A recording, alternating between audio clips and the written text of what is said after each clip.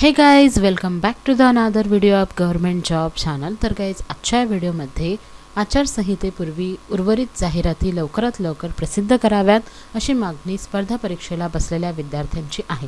तर त्याबाबत कुठली नवीन अपडेट आलेली आहे ती आपण या व्हिडिओद्वारे जाणून घेणार आहोत। तर हा व्हिडिओ कंप्लीट पाहत रहा। तर गाइज, तुम्ही पाहू शकता आचारसंहितेपूर्वी जाहीर करा भरती परीक्षा अशी मागणी स्पर्धा परीक्षेला बसलेल्या विद्यार्थ्यांची आहे। लोकसभा निवडणुकीची आचारसंहिता मार्च महिन्यात जाहीर होणार असून त्यापूर्वी राज्यातील रखडलेली शासकीय नोकर भरतीची परीक्षा ही जाहीर करावी अशी मागणी स्पर्धा परीक्षांची तयारी करणारे राज्यातील लाखो विद्यार्थी करत आहेत। आचारसंहिता जाहीर झाली की शासकीय भरती रखडणार असून स्पर्धा परीक्षांची तयारी करणाऱ्या विद्यार्थ्यांचे वयही वाढत आहे। त्यामुळे शासकीय नोकरीपासून वंचित राहू अशी भीती या विद्यार्थ्यांना वाटत आहे। राज्य शासनाच्या विविध विभागांमधील 2.5 लाखाहून अधिक पदे रिक्त आहेत। त्यातील 75,000 पदांची भरती 15 ऑगस्ट 2023 पर्यंत केली जाईल अशी घोषणा राज्य सरकारने केली होती। मात्र अनेक शासकीय विभागांच्या भरतीची जाहिरातही प्रसिद्ध झालेली नाही।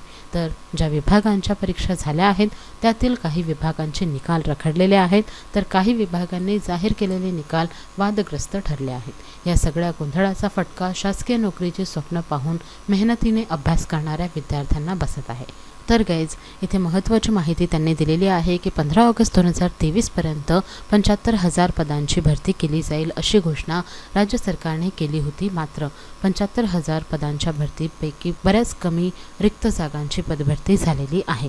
त्यामध्ये सुद्धा बरेच विभागांच्या परीक्षांचे रिझल्ट जे आहेत हे अडकून पडलेले आहेत, ज्यामध्ये तलाठी पदभरती असो किंवा जिल्हा परिषद पदभरती असो।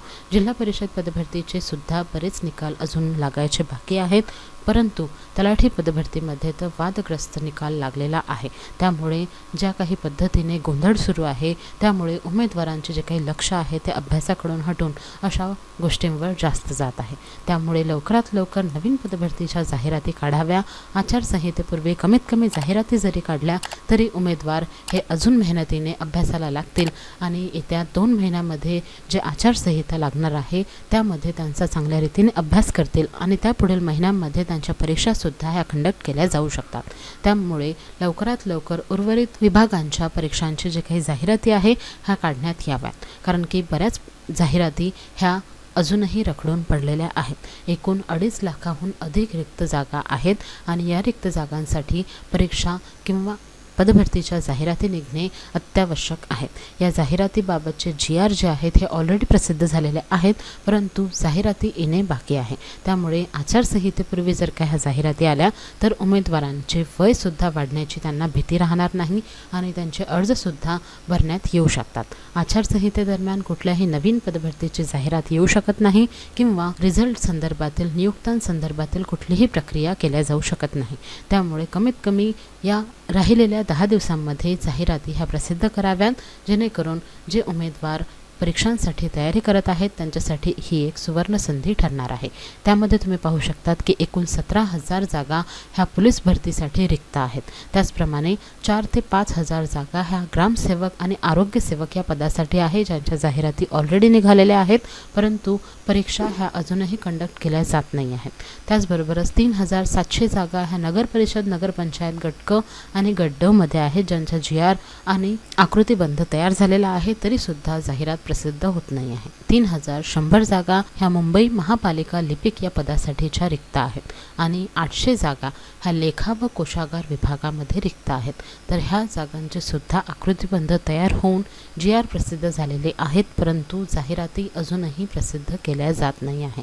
त्याचप्रमाणे 400 ते 500 गुप्तवार्ता विभागामध्ये सुद्धा रिक्त जागा आहेत आणि 64 जागा ह्या महाराष्ट्र प्रदूषण नियंत्रण मंडळ या विभागामध्ये रिक्त आहेत।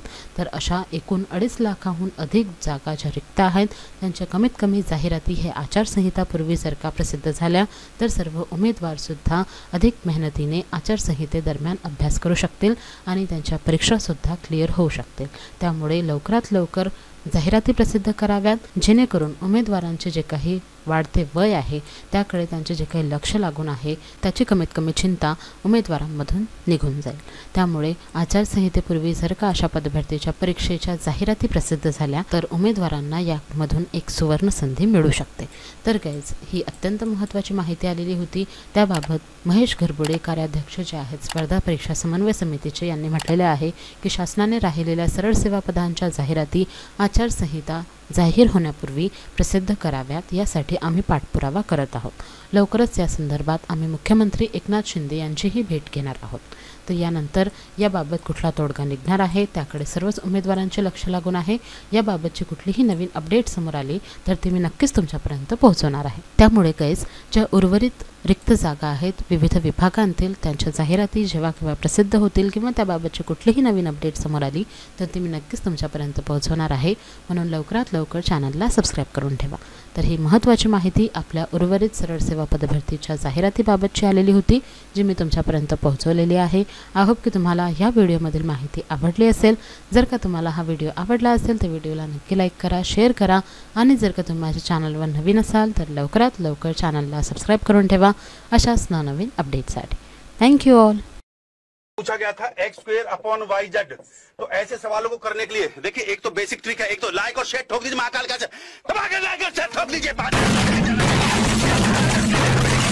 पूरा साल मेहनत करता हूं आपके लिए बेटा, ऐसा नहीं चलेगा, ऐसा नहीं।